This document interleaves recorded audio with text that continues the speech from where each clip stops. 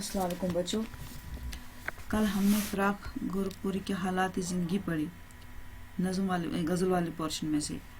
तो आज हम इसकी गज़ल पढ़ेंगे। इसकी 2-3 गज़लें हैं। पहली गज़ल है इसका पहला शेर, साथ ही हम शेर भी पढ़ेंगे और तर्जमा भी करेंगे, इसका सलीस से करेंगे। पहला शेर है, रुकी रुकी सी शबे मरग ख़त्म पे आई, वो पो फटी वो नई जिंदगी नजर आई।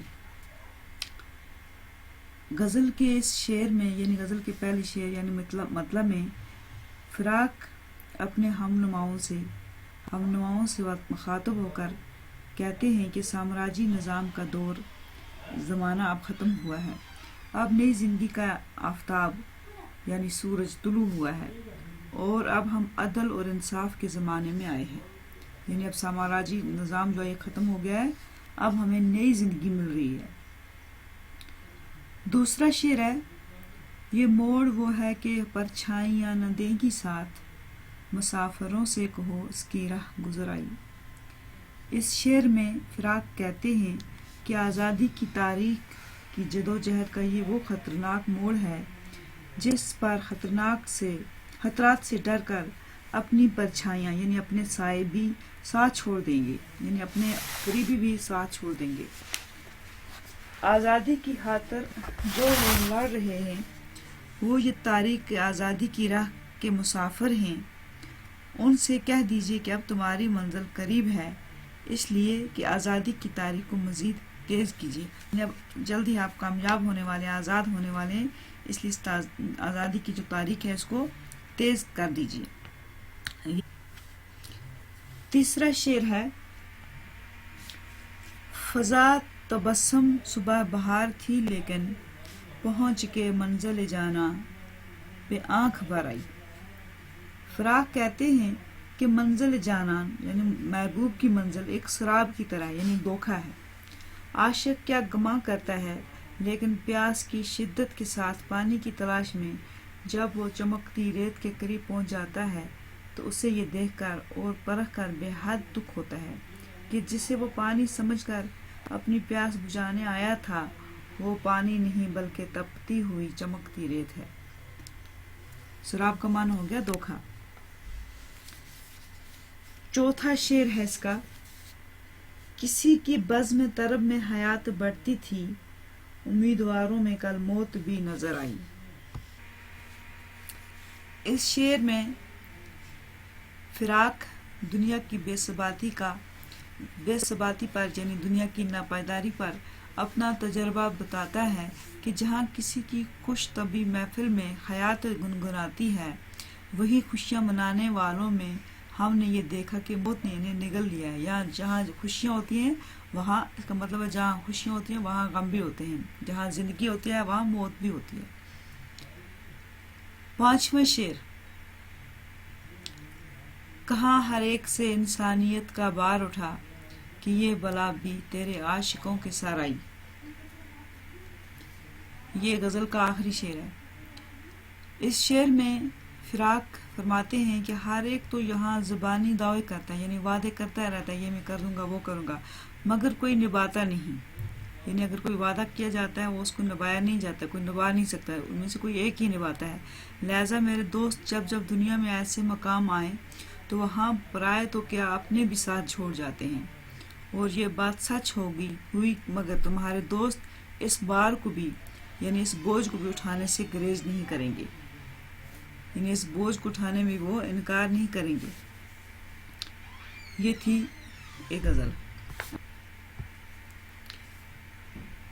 फ़राक की दूसरी गज़ल है, सर में सौदा भी नहीं, दिल में तमन्ना भी नहीं, लेकिन इस तरके मोहब्बत का भरोसा भी नहीं। फ़राक इसकी तशरीह करते हुए कहते हैं कि मैंने मोहब्बत का ख्याल दिल से निकाल दिया है और महबूब के वसल की तमन्नाओं पर हाथ डाल दिया है। यानी मेरे दिल में जो महबूब की मुलाकात के लिए कुछ तमन्नाएं थी, मैंने उन पर मिट्टी फेर दी है, यानी मैंने उनको छोड़ दिया है। लेकिन क्या ये इरादा कायम रह सकता है कि जो मैंने इरादा किया ये मैं कायम रख सकता हूँ?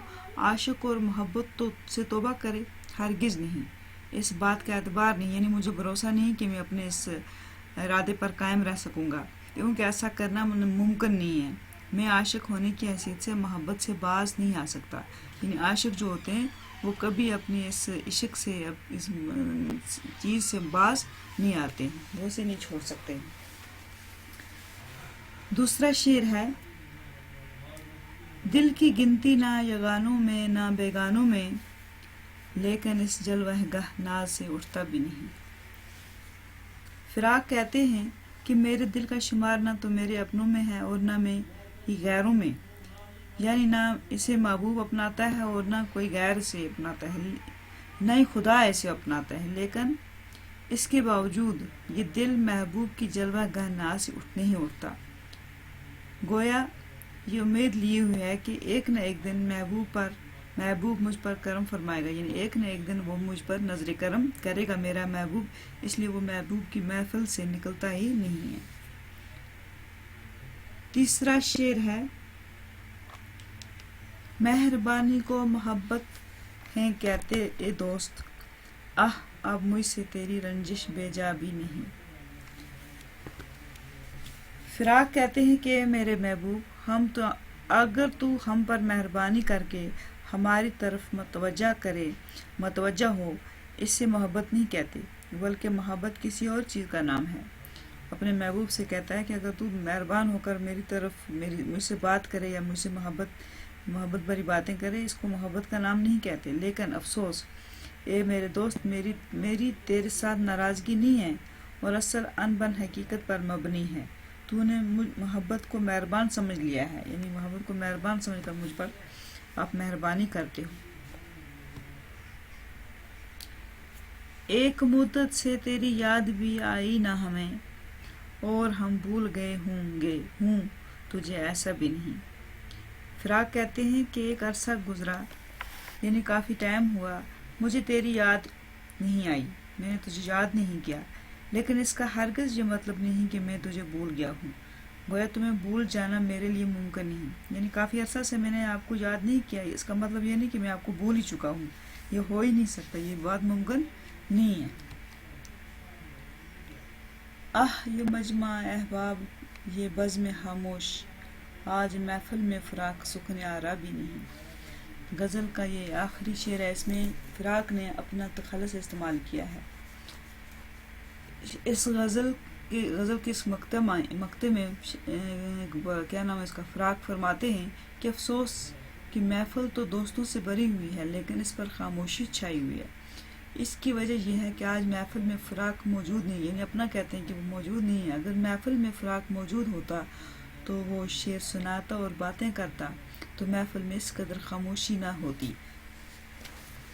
یہ تھا اس کا غزل کا آخری شعر، جسے ہم مقطع بھی کہتے ہیں. اس میں فراق نے اپنا نام، یعنی چھوٹا سا نام جس کو ہم تخلص کہتے ہیں، استعمال کیا، اسی میں اپنے آپ سے مخاطب ہو کر کہتا ہے. اب تیسری غزل ہے اس کی، فراق کی: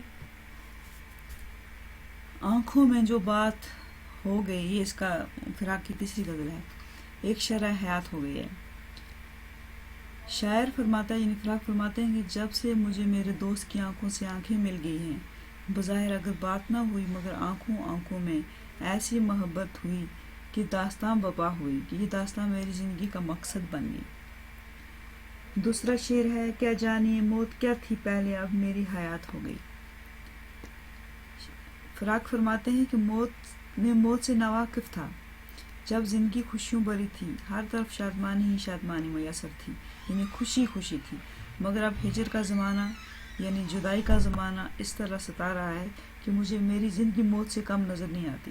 یعنی میں زندگی میں ہمیشہ خوش رہا کرتا تھا، جب تک میرے عاشق میرے محبوب میرے ساتھ رہتے تھے میں خوش رہتا تھا.